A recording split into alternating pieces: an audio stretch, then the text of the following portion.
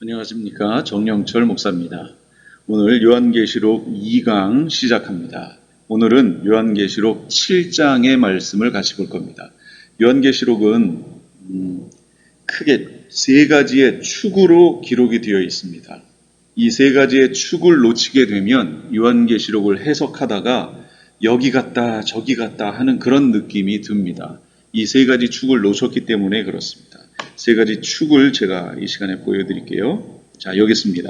첫 번째는 본 것, 지금 있는 일, 장차될 일. 이게 첫 번째 축입니다. 본 것, 지금 있는 일, 장차될 일. 이렇게 기록이 되어 있다라는 얘기입니다. 본 것은 어디냐면 1장, 4장, 5장의 내용이 바로 본 것입니다. 지금 있는 일은 2장, 3장, 교회, 7교회 얘기가 바로 지금 있는 일입니다. 그리고 장차될 일이 있어요. 이 장차될 일은 6장부터 22장 끝까지 돼 있다. 그런 얘기예요. 그러니까 이 장차될 일 6장부터의 내용을 설명을 하다가 갑자기 예수님의 초림을 얘기하게 된다. 그러면 그것은 바로 이 축의 개념을 갖고 있지 않기 때문에 나온 결과입니다. 장차될 일이잖아요. 그러면 예수님의 초림은 벌써 이게 사도 요한 얘기란 말이에요. 사도 요한 입장에서 장차될 일이면 예수님의 초림은 과거가 되겠죠. 그러면 예수님의 초림을 여기 사건에 계시록에 집어넣어서 해석하면 그것은 장차될 일이 아닌 거지요. 성경 해석을 잘못하고 있다라는 얘기가 됩니다. 그런데 그렇게 해석하시는 분들이 종종 많이 있습니다. 그러므로 이 축을 놓치면 안 된다라는 것을 꼭 기억을 하시기 바랍니다. 이게 요한계시록의 전체의 축입니다. 본 것, 지금 있는 일, 장차될 일. 이렇게 기록됐어요. 지금 우리도 6장부터 지금 공부를 하고 있지요. 바로 장차될 일에서 지금 공부를 먼저 하고 있는 겁니다. 그리고 끝에 가면 지금 있는 일, 교회 얘기를 다시 공부할 겁니다. 자, 그 다음에 두 번째 축이 있습니다. 두 번째 축은 7인, 7나팔, 7대접이라고 하는 것입니다. 무슨 얘기냐면 이 6장부터 시작되는 장차될 일이 7인, 7나팔, 7대접 순으로 기록이 되어 있다라는 얘기예요. 그래서 이것도 놓치면 안 됩니다. 7인, 7나팔, 7대접 순으로 기록이 되어 있다. 이거 세 번째 축입니다. 세 번째 축은 이 7인, 7나팔, 7대접 각각이 본경과 삽경, 본경과 삽경, 본경과 삽경 이렇게 기록이 되어 있습니다. 무슨 얘기냐면 7인, 우리 지난주에 7인에 대해서 얘기를 들었어요. 물론 6개의 인까지만 봤지만 그 인사건 끝에 다음 장은 삽경이다 그 얘기예요. 그 인사건이 본경, 그 다음 그것을 다른 각도에서 조명해주고 있는 것이 삽경, 그 다음에는 나팔 사건 나오겠지요. 나팔 사건이 본경, 그 나팔 사건을 다른 각도에서 조명하고 있는 것이 삽경, 그 다음에는 7 대접 사건 나오겠지요. 대접 사건이 본경, 그걸 다른 각도에서 조명해 주는 것이 삽경, 이렇게 기록되어 있다라는 얘기예요. 그러니까 이 개념을 알지 못하고 계시록을 보시면 왔다 갔다 이게 무슨 얘기인가 하는 그런 생각을 하게 됩니다. 그럼 본경과 삽경이 주는 의미가 뭐냐면 이렇게 생각해 보시면 돼요. 영화나 이런 걸 찍을 때 같은 장면이에요. 지금 이것을 A라는 카메라에서 정면에서 찍습니다. 이게 본경이에요. 그런데 그 똑같은 상황을 B라는 카메라에서 옆에서 찍습니다. 이게 삽경이에요. 7개의 인사건을 그 인의 관점에서 정확하게 설명하고 있는 것이 본경이라면 그 사건이 벌어질 때 다른 관점의 얘기를 똑같은 시간에 다른 관점의 얘기를 하고 있는 게 삽경이다 그 얘기예요. 지난주에 우리 인사건을 봤습니다. 오늘은 이제 삽경에 대한 얘기를 할 겁니다. 그런 일들이 벌어지고 있는 그 시대에 인사건이 벌어지고 있던 그 시대에 다른 측면에서는 어떤 일이 벌어졌는가를 보여줍니다. 사실상 본경보다는 삽경에 우리 성도들이 준비해야 될 것들, 봐야 할 것들이 그 내용들이 많이 있습니다. 그래서 어떤 면에서는 본경보다 더 중요하게 하나하나를 봐야 할 겁니다. 자, 여기 다시 설명을 해놨지요. 본 것 1장부터 4장, 5장, 지금 있는 것 2장, 3장, 장차될 일 6장부터 쭉 이렇게 기록이 되어 있습니다.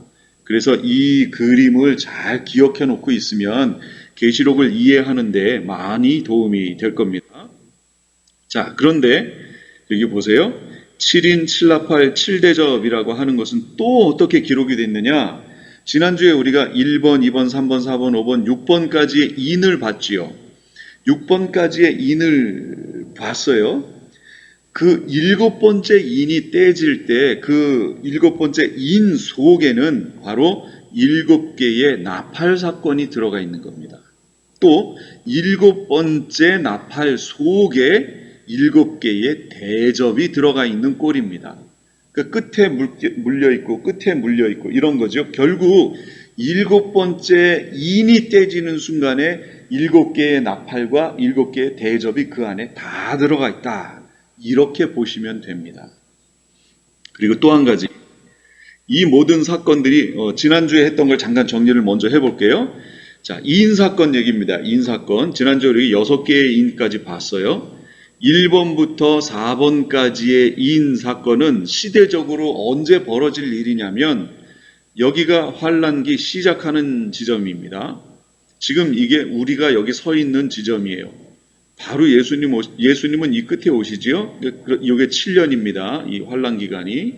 우리는 그 앞에 코앞까지 지금 다가갔습니다.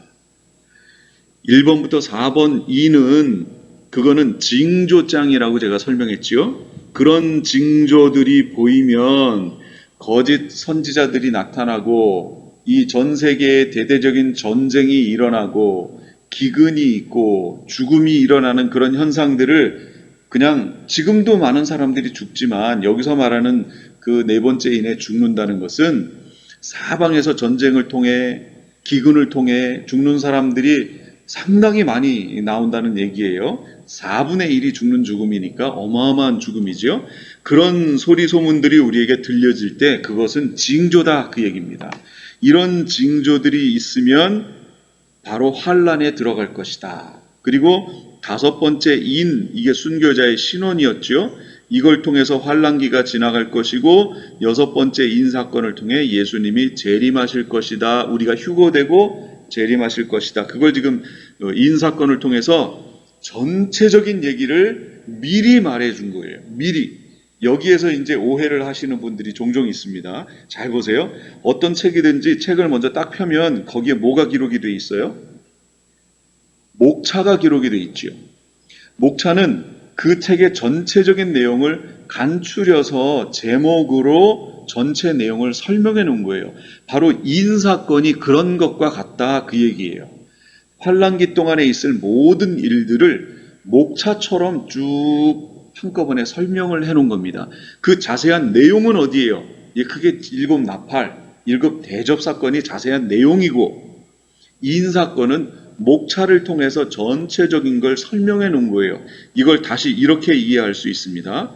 자, 지금 이인 사건은 뭐냐면 보좌에 앉으신 하나님의 오른손에 이렇게 두루마리 7개의 인으로 봉해진 두루마리가 들려 있는 겁니다. 자, 떼볼게요. 첫 번째, 두 번째, 세 번째, 네 번째까지 그게 환란의 징조 내용이었죠. 예수님이 그걸 떼실 때마다, 어린 양이 떼실 때마다 그 일이 벌어졌던 거예요. 바로 이게 이 환란의 징조의 모습을 1번부터 4번까지 설명했고, 자, 5번째는 환란기 동안에 순교하게 될 하나님의 백성들을 설명해주고 있고, 6번째가 바로 예수님이 재림하신다라는 것을 우리들에게 설명을 해줬어요. 저 두루마리가 열렸나요? 안 열렸습니다. 뭐가 떼져야 되죠? 마지막 7번째 인이 떼져야 이 두루마리가 드디어 열리는 거예요. 그러니까 두루마리 그 안에 있는 내용이 7 나팔 사건, 대접 사건, 그 6장 후로 있는 내용, 8장부터 있는 내용이 이 두루마리 안에 있는 내용이거든요. 아직 안 열렸지요? 우리는 7번째 인이 떼져야 그때서야 환란기 안에서 벌어지는 7년 환란 안에서 벌어지는 일들을 나팔 사건을 통해서 볼 수 있다 그 얘기예요. 그러니까 지금 제가 설명한 것 6장은 인 사건은 징조장이다 하는 것을 잘 생각해 보셔야 돼요. 이 두루마리 인 떼지는 것과 연관해서 생각을 해 보시라 그 얘기예요. 단순히 1번 인, 2번, 3번, 4번, 5번, 6번, 7번 인이 떼지고 또 시간적으로 이어서 1번 나팔, 2번 나팔, 3번 그 다음에 1번 대접, 2번 대접 이렇게 시간 순으로 1번 인부터 마지막 7번째 이 대접까지 쭉 기록된 것이 아니고 인사건은 전체적인 내용을 설명해 주고 있고 마지막 인이 떼질 때 그때부터 실제 7년 환란기 안에서 벌어질 나팔 사건부터 해서 대접 사건까지 기록이 되어 있다. 이걸 이해하셔야 계시록을 이해하실 수 있습니다.